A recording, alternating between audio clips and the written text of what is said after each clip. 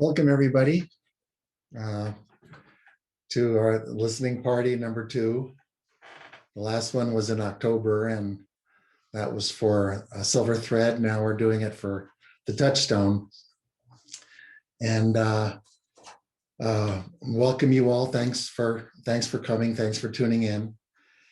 And just a few things I want to tell you is, since I'll be playing the music, ideally, it'd be good if you're listening on headphones or earbuds or a nice stereo, someplace where you can hear the quality of the recordings. This is my new album. It's called The Touchstone, and it's the third and final of the series that I've done, Toward a Gentle Place, where the tracks are sequenced in a way that they start off kind of upbeat and, uplifting, or you can dance to them or whatever. And then throughout the course of listening to the whole album, the tracks get more and more calm and soothing. And so by the end, the tracks will lead you toward a gentle place, ideally. I'm going to play you the first track from the album. The first track is called Through the Waterfall. So here we go.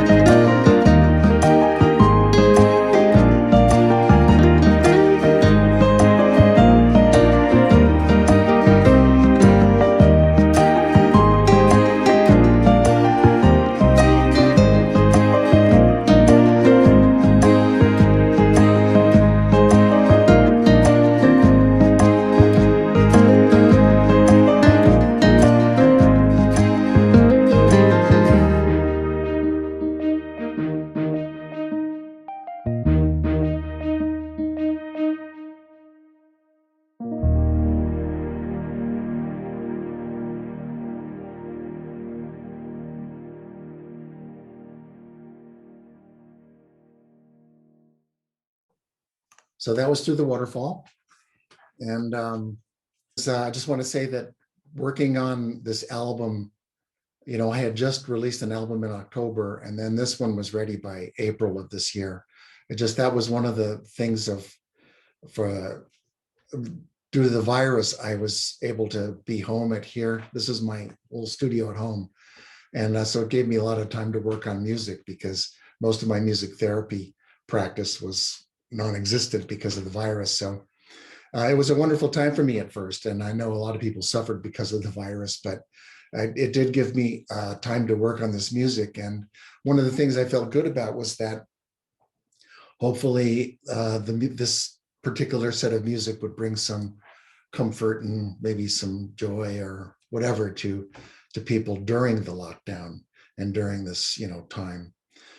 So I got to spend a lot of time on the music, and I'm going to go ahead and play you the second track from the album. It's called Under Sail, and there's a little part of this track that, for me at least, is a little shout out to my old track from my second album, The Other Shore. There is something about it that tied it into that, and maybe it will for you too if you hear it the same way. The track title, Under Sail, seemed like a really appropriate title, because under sail means that you're actually in the middle of your journey. You're in the journey, on your way. So the second piece is Under Sail, and here we go.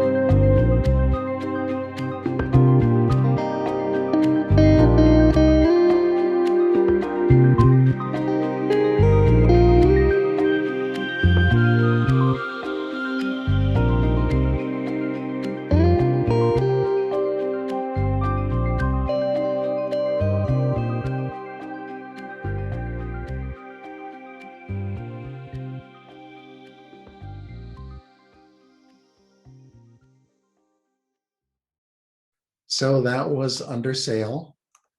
And while the track was playing, I got a few questions via the chat.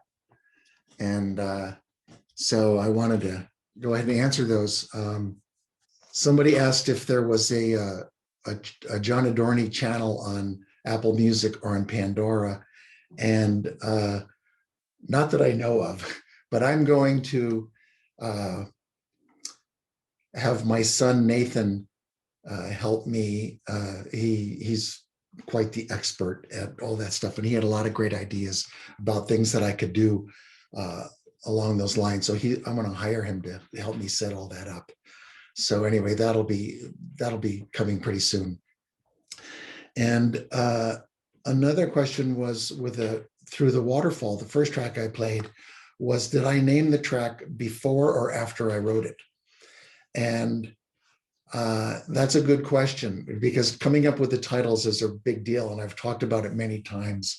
But usually I come up with the titles after all the music is written. Coming up with titles for instrumental tracks is a real challenge because I want the title to fit the music really well, and it just has to be right. And even though that I call something Through the Waterfall, the tracks are never about something physical. It's not about a waterfall. It's not about sailing on a boat. It's always trying to capture the feeling of the piece of music and something evocative. And I also try to avoid titles that have been used before, especially when it comes to the album title. You know, some of my album titles have been, maybe a little bit unusual, The Wind Pearl, or The Fire and the Flint, or whatever. And what I always search to see if there are other pieces that are albums that are named that, because I wanted to, at least the title of the album, to have a pretty unique name so that people could find it. The one time I had trouble with the title in that sense was when I had written Even in Your Darkest Hour, and I was going to use the title something like, well, I had already used the title All Is Well, so I couldn't use that. And then when I used the word In Your Darkest Hour, all kinds of like heavy metal, goth metal, really hardcore stuff came up. So I was like, I can't do that. So, but nobody had used Even in Your Darkest Hour. So, and that ended up being a really wonderful title, I think. So anyway, this party is going to be mostly be playing the tracks and talking about them, answering your questions. I have a video I'll be showing after this next track, I believe. And I'll also I had said I'm going to be performing one track live. And due to the technical difficulties of doing that, I had to end up filming myself performing it live. So I'm going to show that later, in maybe 20 minutes or something like that. So anyway, people are tuning in from all around the world. And I have some, people from the Philippines and from Australia that we're going to try to stay up in the middle of the night to watch or whatever. But so anyway, this next track is called After the Rain. And I think the sound of it is a little evocative of rain, but again, it's not about real rain. So this is called After the Rain.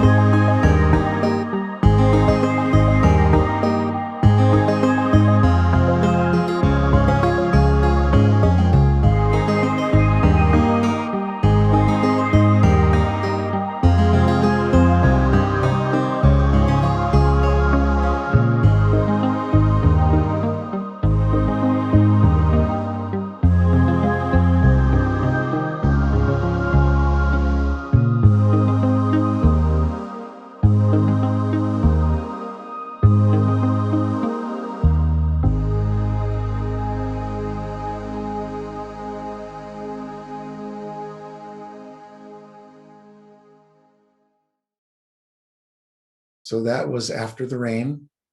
And I did got some confirmation. Well, I know that all my music is on Apple Music, and also it's all on Pandora. Um, I used to be very frustrated with Pandora because they used to make you submit your music to Pandora, and they approved. I remember they approved Waiting for the Moon, my third album, and then when I submitted my fourth album, I believe Trees of Gold, they rejected it. It's like, wait a second, what's wrong with Trees of Gold anyway? But now they just take everything and put everything on there. So I have nothing against Pandora now, but again, my son will help me out with that. And speaking of help, I wanted to acknowledge my lovely wife, Abby, who was here just outside the room, and she's helped me set this whole thing up, and it helps me a lot with the technical end. So thank you. And the next track is called The Light That Lit the Dreams. And it's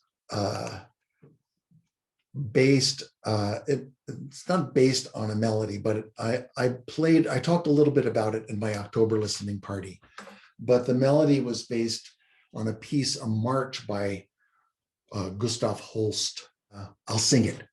Da da da da dun da da dun dun da da da dun dun dun dun da dun da da da da dun da da dun dun da da da dun dun dun dun da dun.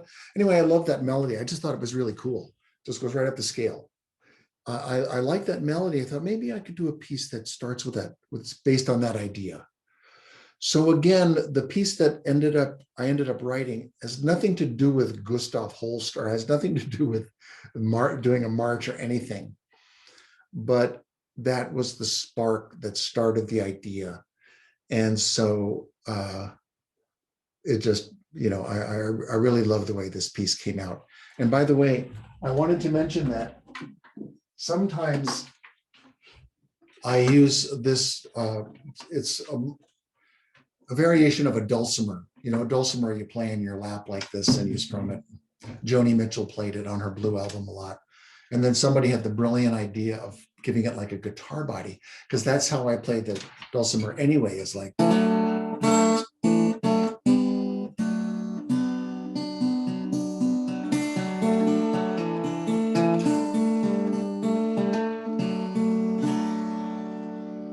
It's got a beautiful big sound, a lovely sound. And that's the only, there's no steel string guitar in this track. It's only the dulcimer and then the various other instruments. But I just thought I'd point that out because it's a lovely instrument. I love playing that instrument. And I've written several pieces using it. The Heart Cloth, and actually a couple of tracks on this album. So anyway, this is The Light That Lit the Dreams, and I hope you enjoy it.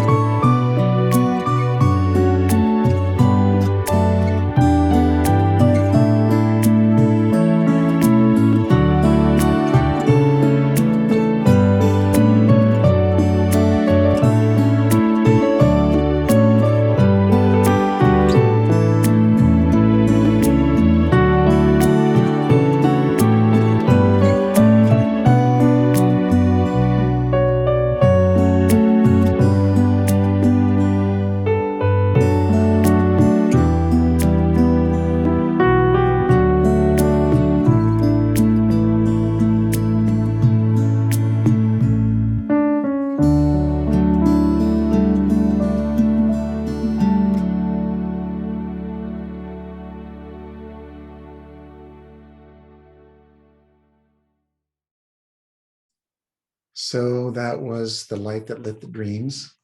I was going to perform that track live, but it was, well, I had a lot of technical difficulty, so I couldn't do it anyway. But it was particularly difficult because one of the things that, some people are well aware of this, but a lot of times my tracks change key, or at least once throughout. And this one is actually, that melody happens in 3 different keys. So another thing is, after I write a piece of music, I'll never play that piece again. I'll record the piano part, but because I don't perform it, there's no reason for me to play it again. So a lot of times, if I'm going to perform something, I have to completely relearn it, and sometimes it's pretty difficult. But anyway, what I'm going to do now is I'm going to show you a film. And by the way, I'm not playing the tracks in the order that they are on the album. So, this next track is something that's, would come a little bit later. It's called The Promise of Morning. And I've gotten a lot of comments about people really liking this piece of music. And on my last album, A Silver Thread, I did a track called Beatus Vivere, which was very popular. And it was kind of based on the principle of the Pachelbel canon, where a set of chords repeat over and over and over again, and it never changes. And, so I did a piece kind of based on that idea. And then I thought, well, I could try that again with a different chord sequence. And so I wrote The Promise of Morning kind of based on that same principle. Now, it does change key in the middle, but it's the same exact chord sequence that's repeating all the way throughout. So my wife and I took a trip to Connecticut last month, and it was beautiful, and being there in May. And so I took some footage, and then I put this video together with some of that footage and some stock footage. But so this is a video with the piece, The Promise of Morning. So I hope you enjoy it.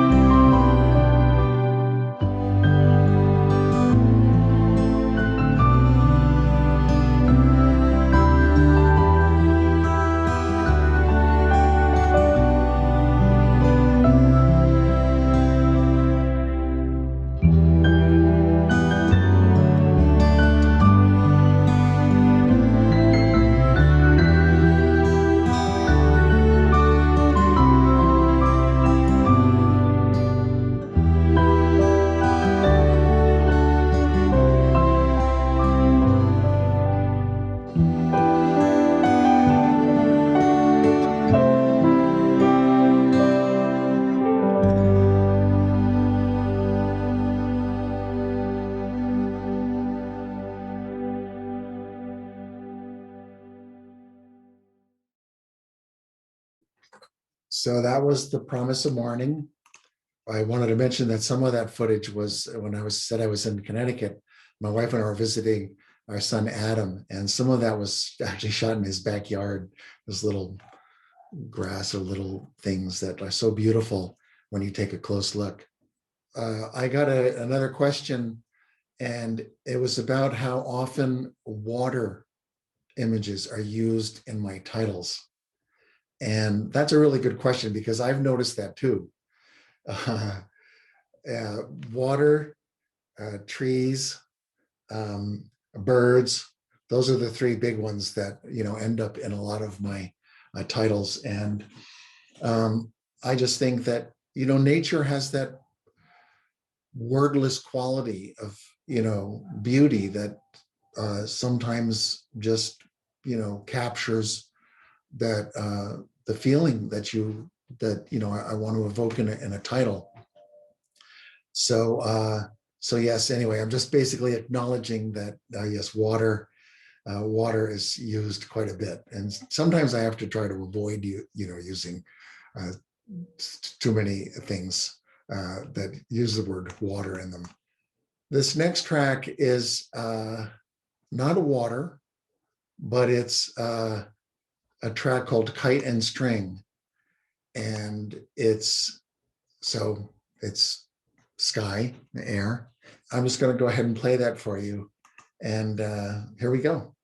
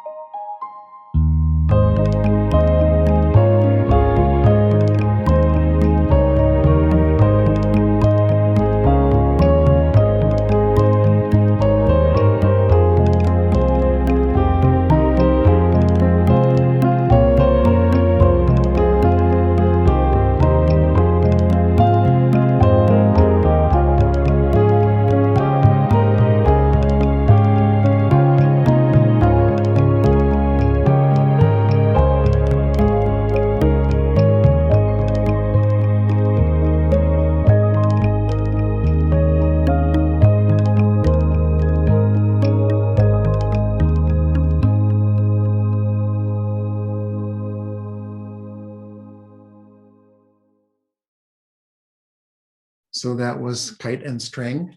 That was actually a piece that I had written many years ago, maybe in the late 80s, but it was completely reimagined. But one thing that's interesting about that piece is that it's in 5/4. So the rhythm of it is 1, 2, 3, 4, 5, 1, 2, 3, 4, 5, 1. So it's unusual to it's an unusual um, time signature to compose in, and it can be a little bit tricky sometimes. One thing I wanted to mention was that I send out a monthly newsletter the first of every month, and for 3 whole years, I was 4 whole years. I sent it out as a PDF, but I've changed the format. So now it just comes in as an email. So it's called Music Notes. And if you're interested in receiving it, just email me through my website. It's very important to me that people only get it if they ask for it. So everyone that receives it, at least at some point, asked for it. And then you could unsubscribe at any point. But it's, where I share projects that I'm working on. My next project is going to be a holiday themed album that I wanted to do something where the Daya was singing on. She doesn't sing on any of the Toward a Gentle Place, those 3 albums. So I'm ready to do something with her. And there's some beautiful holiday related music I'd love to have her sing.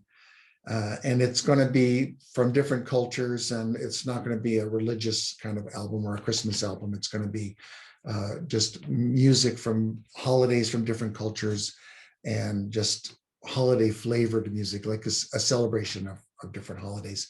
So anyway, so that should be fun. I've already talked to Di about it, and she's very happy to be a part of it. She said she can't wait to sing something again. So that'll be great. I also wanted to let you know that I have gotten many requests over the years if I had a book that had scores of my music in it. And I finally did create such a book. It's got 22 pieces in it, and you can find it through my website. What it is, it's a little bit different. It's not like you're going to get to play solo versions of all my pieces. What you're going to do is you're going to be able to play exactly what I played on the piece.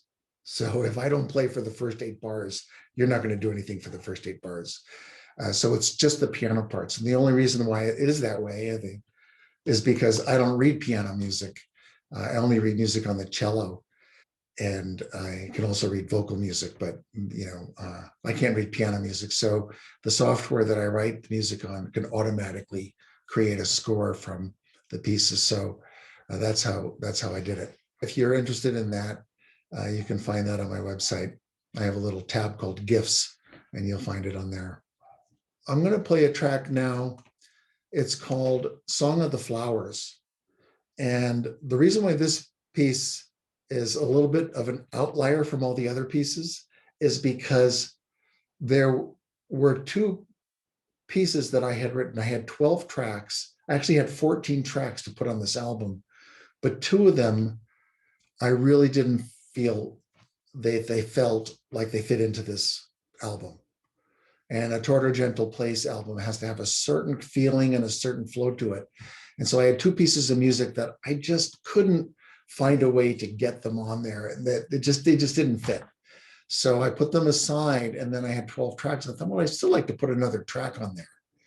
So I wrote this piece, Song of the Flowers, and it started out I wrote it on the dulcimer, and then it expanded with a lot of guitars and different things on there. But so anyway, so this is Song of the Flowers, and I'm really glad I was able to put it on, because I've gotten a lot of comments from people that they really love this piece. So anyway, here it goes, Song of the Flowers.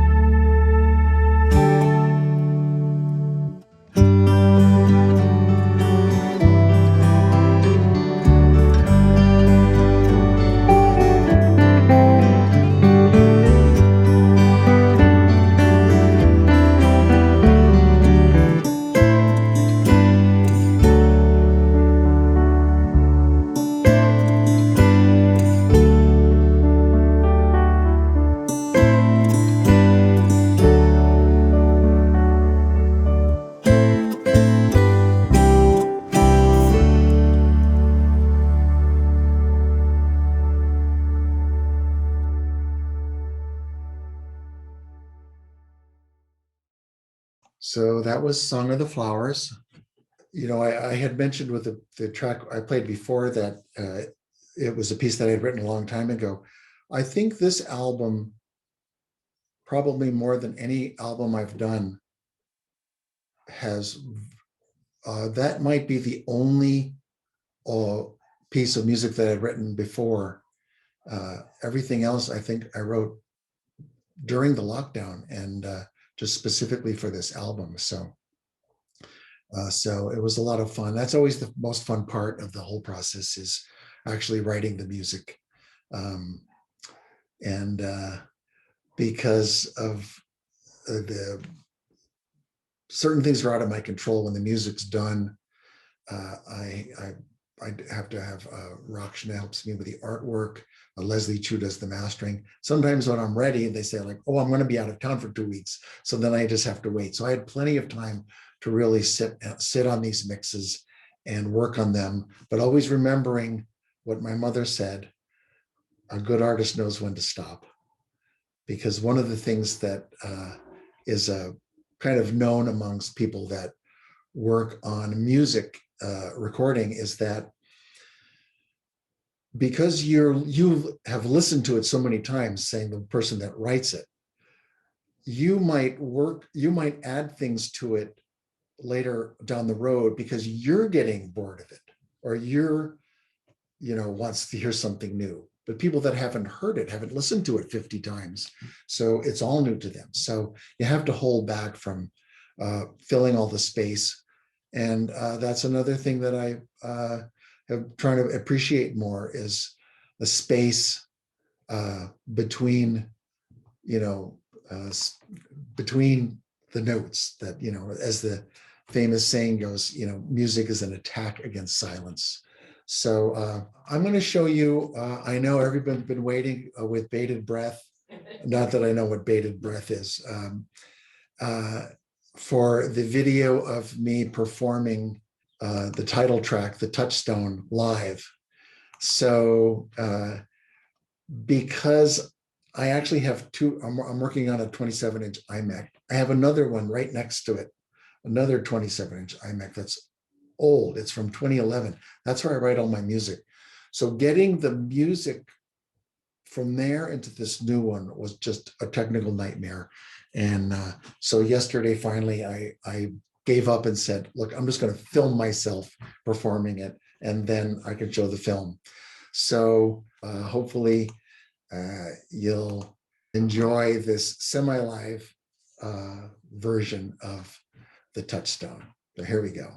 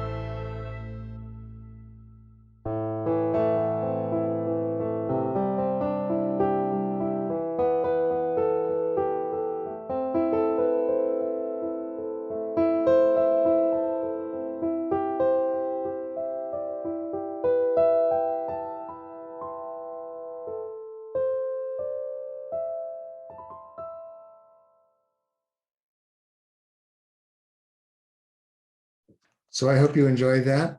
Um, and it was, once I decided that that's how I was going to do it, it was pretty fun doing it. The second time that cello plays, I was actually in the video playing the viola part that I had played, but sometimes I play the viola, but since I don't know how to hold the viola like this, I hold it like this.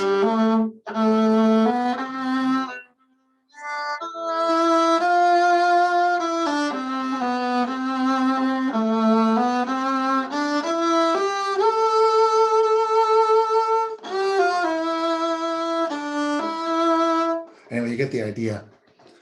It's a little tricky, so I just play it like a little cello, and the strings are exactly the same notes as the cello, but just an octave higher. So I can even read the music on the viola. The thing that's most difficult about it is because the cello, you have your fingers like this, and then the viola, you have them, it's so small, you have to make your whole ratio of your fingers distance interval, the intervals between your fingers is like completely different. In fact, you have to play things with different fingers. But anyway, but it's a lot of fun, and I love the sound of the viola. So it's just got this beautiful kind of, I don't know, it just got a cool sound, a little bit different than the cello. I'm going to now play you a track called Dove Song. And by the way, speaking of titles, the Touchstone, I read a lot of poetry by Kabir, Rumi, different, people from, with their wisdom. I guess you'd find like spiritual anthology kind of books with poetry. And then I also use Roget's Thesaurus, because a lot of times I want to use a word different than water. So I look at, there's other ways you can say water. Anyway, so that comes in handy sometimes. And sometimes just looking through it, you find like really cool words. And then for some reason, with the last album, I was looking through the dictionary, and which I don't do very often. And I came across the word touchstone. And I thought, well, that is really cool. And I read the definition is, at least one of the definitions is that it's a stone, a certain kind of stone that you would hit against a piece of metal to see if it was gold or silver. And the way it reacted with this touchstone would say how pure, it would tell you how pure the gold or silver was, which I thought was a beautiful image and a wonderful image for the album. So this next piece again was inspired by something, a few notes that I heard, and it was actually singing. It's a dove singing in the morning usually, and it was when we first started. It was singing outside the window. I thought, I should do that song right now and hold the mic, hold the mic out there. But it's basically this one pattern that all the mourning doves do here. And they all do it in the same key. They all do it in the key of C. And it sounds like this.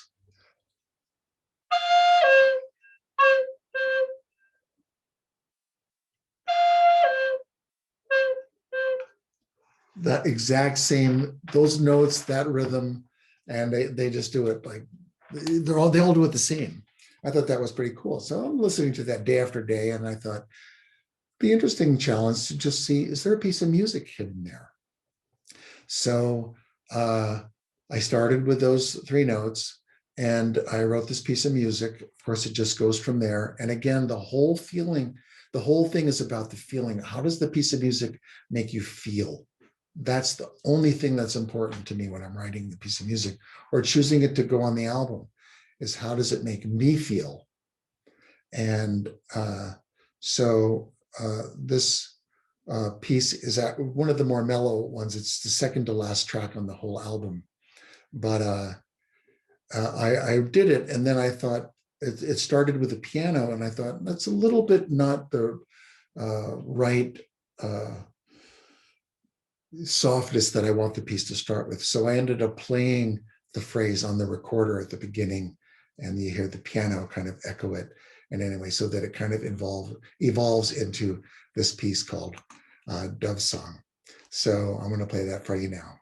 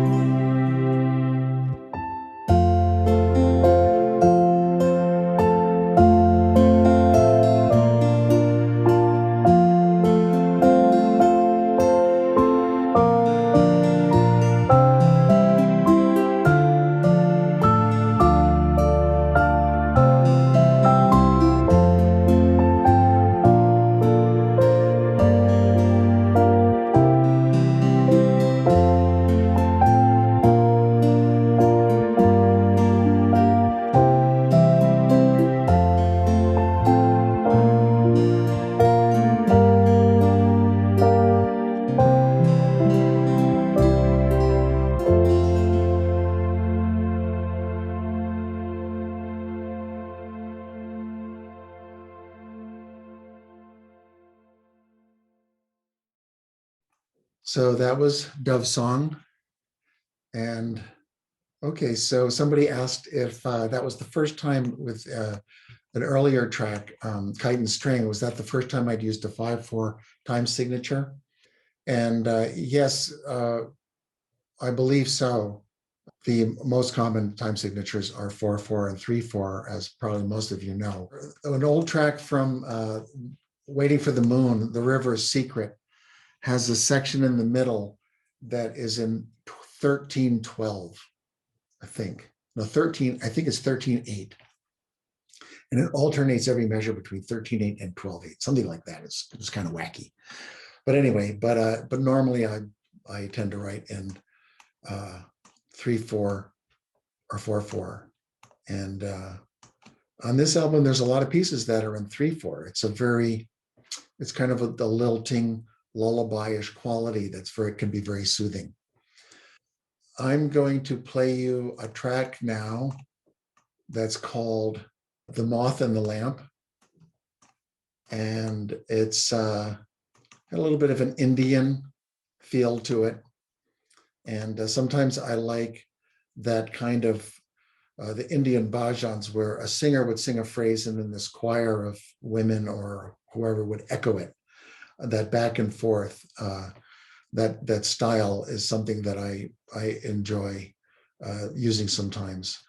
And so I think this piece has a little bit of that in it. It's a little bit different, but anyway, hope you enjoy it. It's called The Moth and the Lamp.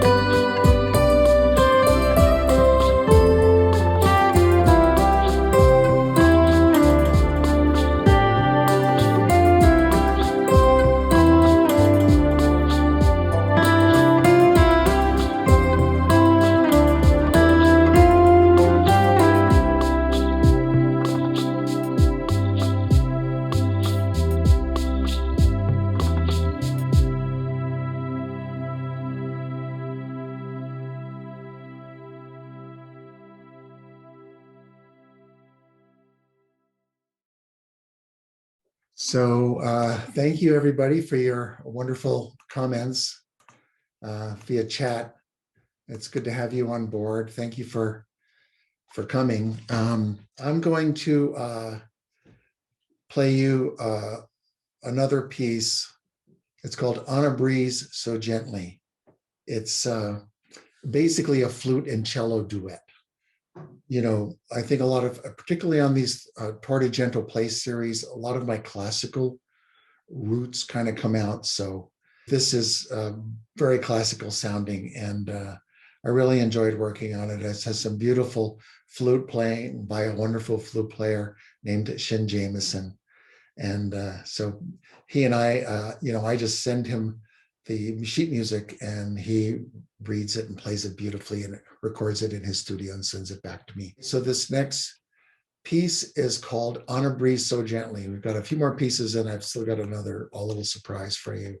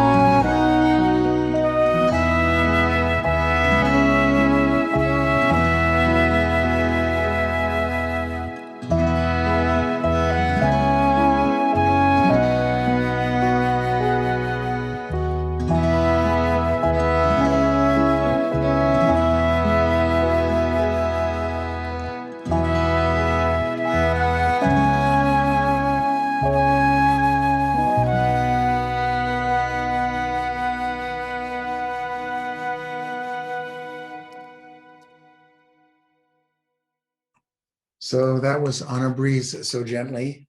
Now I'm going to do something a little bit different.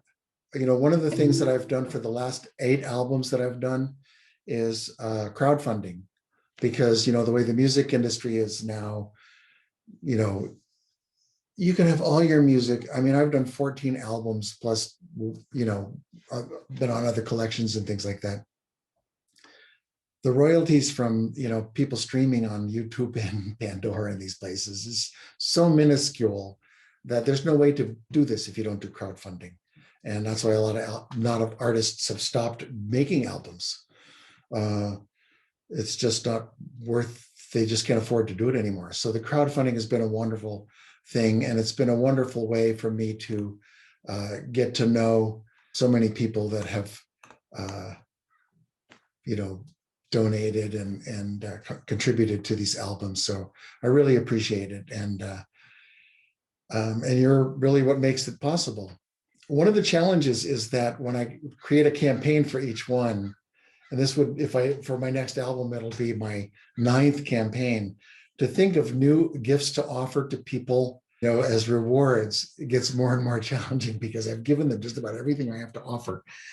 So I thought of doing something new this time. And one of the ideas that I had was during the lockdown, I started getting into painting, doing watercolors. I'd always been, actually, I was into art before I was into music. When I was little, both my parents were artists, and my whole family, we grew up in this artistic environment. And it was, basically, when the Beatles came, and when I was 11, that changed, everything switched over to music then. But I've always enjoyed drawing and everything. And then during the lockdown, with all the time I had, I started getting into doing watercolor.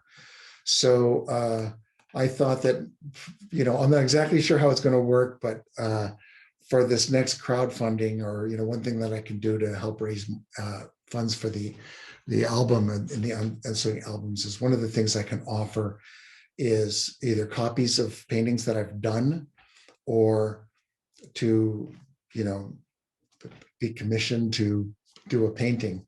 Now, but my specialty is doing animals. And what I do is I do watercolor, and then I do colored pencil on top of the watercolor. 2 of the paintings I've done were for people's pets. And some of the other ones were just gifts of animals that, I just did for loved ones and things like that. But I'm going to share my screen and just show you some of those paintings really quickly. Here's the first painting I did, elephants. And that was a gift for my wife for her last birthday. And then here is one I did of a tiger. These were large. These were both 24 by 18, like poster size. And then here's one I did of my son Adam's pet cat, Kenko. And there's a little nod to the Mandalorian there up there on the computer screen. Then I did this one for a friend. This was a pet that passed away, and I did it as a memento. And that was really fun and satisfying to do. And then the last one was I did some little baby cheetah and the mother. That's, gives you an idea. And I'm still formulating, what I'm going to do with all that. Anyway, that was one of the other side projects that I, started doing during the lockdown. And I actually found that it was a really nice contrast to working on music, because my ears get very tired working on music, and painting is this nice quiet activity that's very peaceful. So let's get back to the music. I'm going to play you a piece called Lovely One. And speaking of titles, this piece didn't have a title. And one of the people who had contributed to the album said, I can't wait to hear it. And I said, well, I can send you an early version of this track. It's pretty much done. So I sent her the email with the MP3 of the track. And all it had was a working title. But as I wrote it, the email, I said, this track is called Lovely One. That title just came to me, and that's the title of the piece. And I think it fits it pretty well. So this is a piece called Lovely One.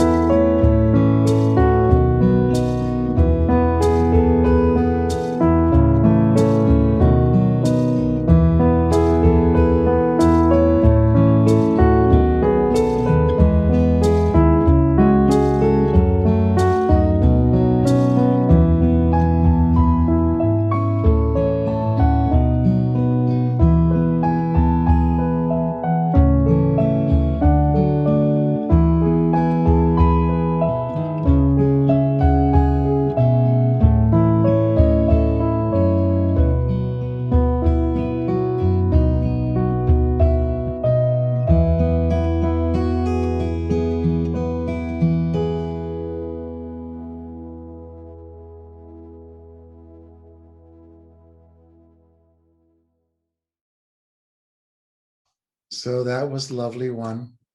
Actually, when I first started writing that piece, it had a similar feeling to me as the piece All Is Well from my first album.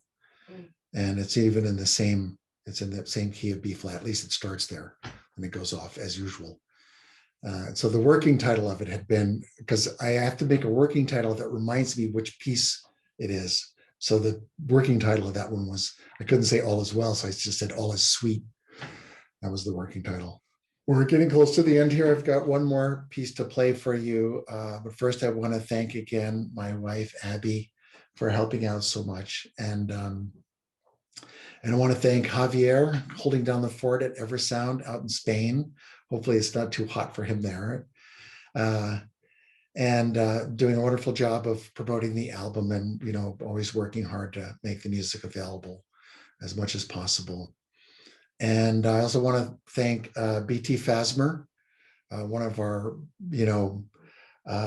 heroes of Eversound, who just really has a website called newagemusic.guide. And BT is just a fantastic person and very enthusiastic about new age music. So thanks to BT, and thank you all for coming. I mean, I really appreciate that you'd spend this time, with me here. And you can always email me through my website, johnadorney.com. And I'd love to hear from you.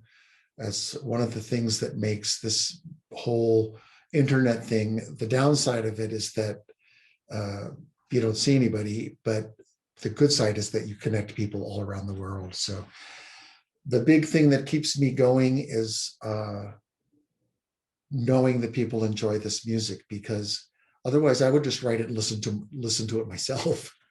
But when other people enjoy it, then that makes me inspired to put that extra effort into make it into a final product.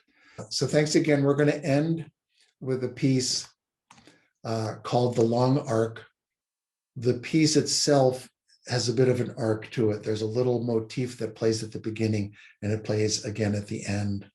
And this is the last piece on the album. And there's a lot of things that are long arc. What's the quote? The Martin Luther King.